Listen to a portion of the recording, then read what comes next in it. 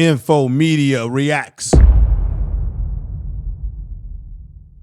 right, everybody, welcome to the program.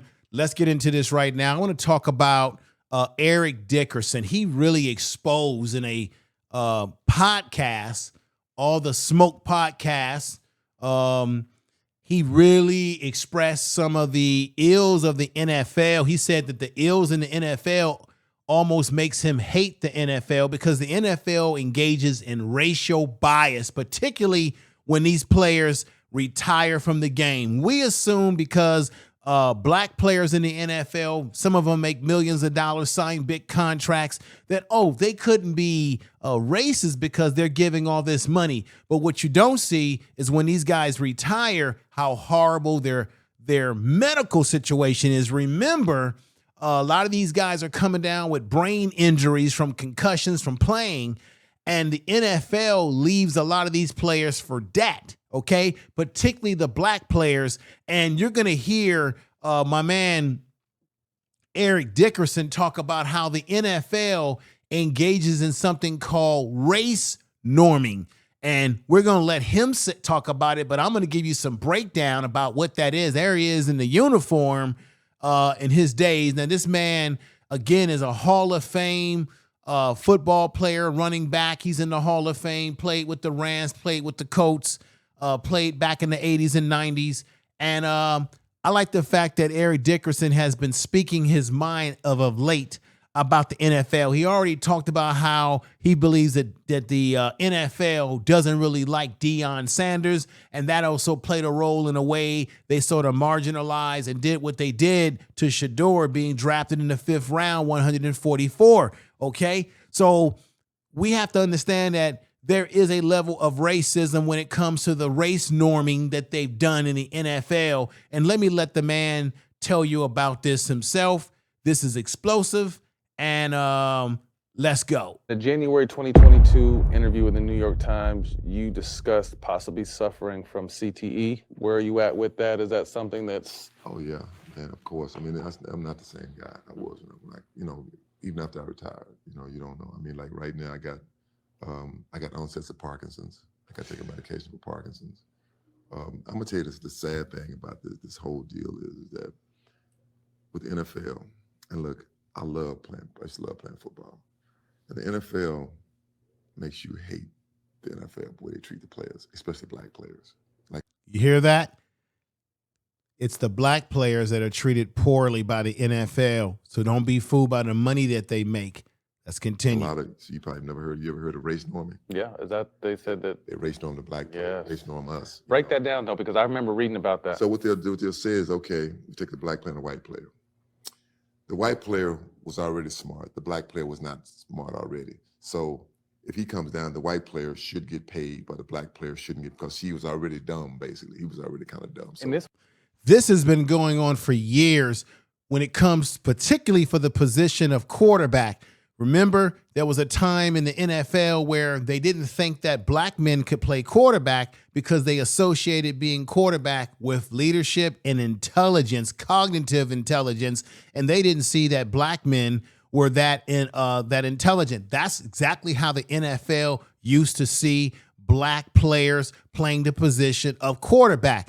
And this race norming that goes on in the NFL, this goes all the way. You think, oh, this must have happened in the 60s, in the 70s. No, this was something that was going on all the way into 2021 when it was being exposed as racial bias in the way they see players. What he's saying is they see white players as intelligent and black players as not as intelligent. So therefore, when they come down with brain injuries from playing the game, they do a racial bias in the way they treat the black player who needs the care, the treatment, and maybe the pension plan versus the white player. Let's continue. It wasn't even that long ago, though. Oh, this was like 5 years ago. Yeah. And they wow. And they 5 years ago, we that's won't right. Do it again. I mean, it's like when we get hurt, it's like right now, it's in the case with them for the Parkinson's and CTE, and we get so many that get denied. Wow. A great example. My friend Christian Okoye. Nigerian Christian nightmare. Nigerian nightmare. We just playing. I was teasing about it the other day because he got that accent, and so he's going for his CTE case, and the race norming thing came in, saying that well, he's Nigerian, so maybe he couldn't speak good English. He don't understand. Crazy. And I was teasing him. I said maybe they right. Did you hear that? The Nigerian nightmare, running back for the Cincinnati Chiefs. They even did race norming on him by saying, oh, it's because he's Nigerian and maybe he doesn't understand this and that. And Eric said, he's kind of was joking with him, but he knew exactly what it was, that they're doing race norming on him. And this is the racial bias that's been going on in the NFL. And that you hear Eric Dickerson say himself that this thing has been going on for so long that it just stopped 5 years ago.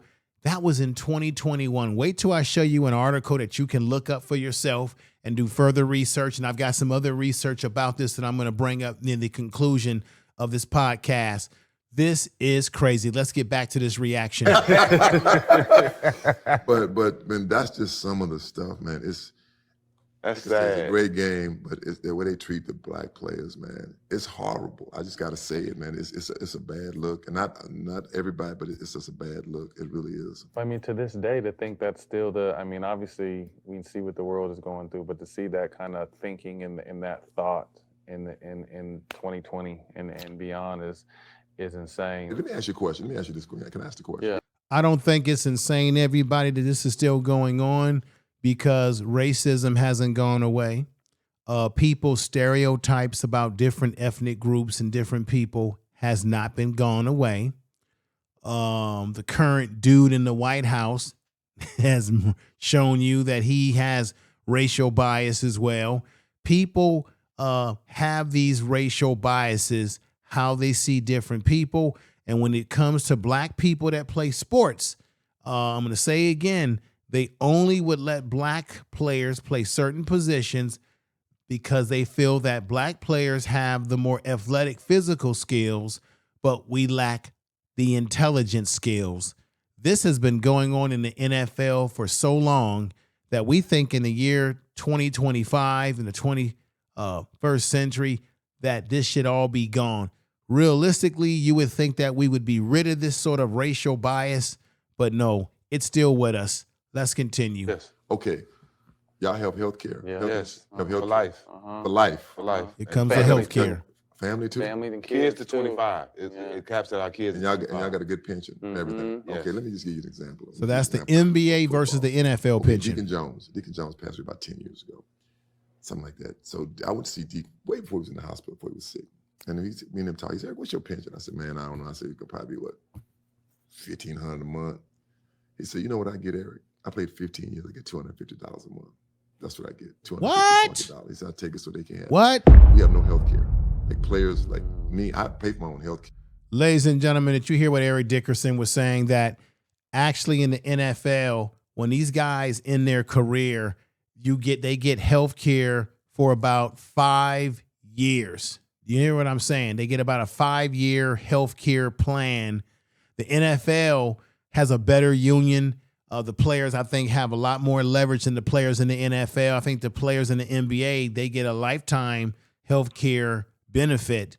So I would think that the NFL players deserve it more, because obviously football is even more of a physical game. They sustain a lot more physical injuries. Their careers can end a lot shorter because of physical injuries on the field. And Eric Dickerson is telling you right here, they don't really get that much money for their health care, or they're not on the health care plan very long. Some guys are literally living off of their pensions. And we know, everybody, that a lot of these NFL players, when they retire from the game of football, a lot of them go broke within 3 to 4 years of retirement. They've done. There's been videos about this. There's been books written about this. It's sort of a damn shame. Let's get back to this. This is crazy, everybody. I don't know. This is just crazy. Yeah. You left the league, you pay for your own health care. Now the players have health care 5 years. That's it. While Whoa. they're in the league or post-career? post-career. Like say you retired 30. Post-career. For 5 years, that's it. And it's just you, it's not your family or nobody else. No. How many years you got to play to get pension? You got to play 4 years and 3 games. What is ours? And 5 years. 5 years. Yeah, but the pension now, it's better. It's better for the players now, but it's horrible. When I say horrible for us, oh man, it's $700. Guys who played like 14 years right now, and played in my era like the 90s, 80s, and 90s, $1,000 a month. Chris Paul and Kyrie did a great job. $1,000 a month for health care. I'm sorry, it's not going to get it. Now, you may say, hey, I don't feel sorry for these guys. They played football. They made millions of dollars. Got to remember, players today in the 21st century, in the 2000s, are making more money than players made in the 80s, 70s, or 60s, or even the 90s. Although they did make money, and you can make the argument, hey, they should have managed their money better. They should have invested better. They should have had better advisors. That may all be true. But the truth of the matter is, like I said, a lot of these players come into the league. Some of them don't have good money management. They come into a whole lot of money. They spend it. They mismanage it. Not all, but some. And then when they finish the game all beat up, they've got these medical expenses, and then they've got all kind of situations that's happening to their brain that's affecting them. And Eric Dickerson's going to tell you in a moment that he's even come down with some Parkinson's symptoms and takes pills for that for right now. Check this out. They went back and did it with all the older guys that's still alive. They But they did it for the older guys. They all get our insurance, the same insurance we got. The older guys getting it now. Man, they switched it up. Chris Paul did that for them. It's really, really sad. They all getting it. I'm gonna say this here, and I'm not trying to, make it bad to like talk about the NFL. Like, it's some good things they've done, some bad things they've done. I did an interview with this white reporter. Now let me stop it right there. Eric Dickerson did mention what I had said earlier, that he takes pills for Parkinson. I wonder if that has a lot to do with the fact of him playing football for 15 years. And, in football, they do a lot of head banging. We had Muhammad Ali, who went through this process of having Parkinson's, and people believe it was because of all the punches that he took as a boxer. And what he's about to tell you right now is that he talked to a reporter and said that, hey, the NFL is about, what is the NFL? 80% or so black players. And the reporter simply told Eric Dickerson, if the NFL was about 80% white, you would have guaranteed health insurance and better pension and better everything. That's what a longtime reporter told him. Let me let you hear it right here. It's really, really sad. They all getting it. I'm gonna say this here, and I'm not trying to, make it bad. This is crazy. It's some good things they've done, some bad things they've done. I did an interview with this white reporter, and he says, Eric, he said, you probably know I'm white. I said, I can tell you white. Yeah, I'm talking on the phone with him. He said, let me tell you this. I'm gonna tell you not what I don't know, what I've heard and what I know as a reporter. I said, okay. He said, what's the NFL? 80% black? I said, yeah, 70, 80% black. He said, now, hear me say this. I said, okay. He said, if the NFL was 80% white, y'all would have great insurance, you'd have great health care. I'm like, wow, I know that. I mean, that wasn't like no secret. That's just. Did you hear what he said? If the NFL was 80% white, you have better health care program and you have better pension. And Eric Dickerson said, tell me something I didn't already know. This is the modern day NFL. Now, this is the truth. He talked about that there's race norming in the NFL that went all the way up to 2021 because there was a lawsuit where they got sued for this racial bias in the NFL, which was supposed to come to an end in 2021. That's why Eric Dickerson said it's only been 5 years since race norming. Well, let me put some information up here for you to check out for yourself. This is an article about this. This was issued July 8th, 2021. The NFL race norming is an afterlife of slavery, a statistical manipulation that underpaid black players in concussion settlements exemplifies America's football immersion in the legacy of slavery. Check this article out.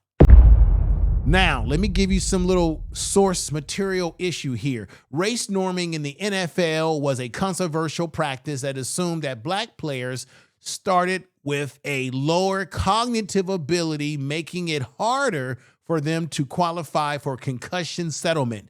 This is why black players were not getting their settlement. This is why Eric Dickerson right now, as he said, has been in a battle with the NFL over his issues with concussions and brain damage. And we've had players in the NFL, as you know, that have crashed out, have gone bunkers, have taken their life, who have had anger issues. They've engaged in domestic abuse to their girlfriends and wives because the concussions that they've had, everything, whether were on steroids or concussions, has affected their brain and is driving them bunkers and crazy, everybody. Again, they were being biased against black players when it came to being qualified for concussion settlements compensation. The league has since ceased this practice amid widespread criticism and legal challenges. What is race norming? Race norming was also known as race correction or ethnic adjustment, is the practice of adjusting test scores based on the race or ethnicity of the test taker. Originally used in the 1980s by the U.S. government to reduce racial bias. This is crazy. Now, it's used in the NFL when it comes to concussion settlements. The NFL implemented a race norming during the cognitive testing of retired players filing for claims in a $1 billion concussion settlement. This approach assumed that black players begin with lower baseline cognitive functioning than white players. Therefore, to qualify for compensation, black players had to show a larger decline in cognitive compared to white players with the same raw scores. This is crazy, y'all.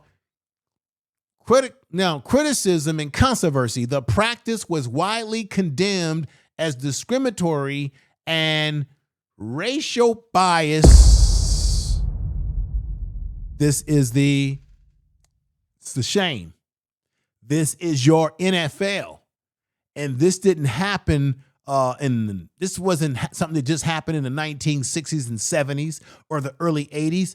This has been happening from that period on time all the way up to right now. The last suit that was put out against this was in 2021 when there were lawsuits and complaints filed and they had to do a settlement. This is what Eric Dickerson is talking about when he talks about race norming. Just to give you more clarification, if you want to look up that article that I put up a little bit earlier, look this up, do your research.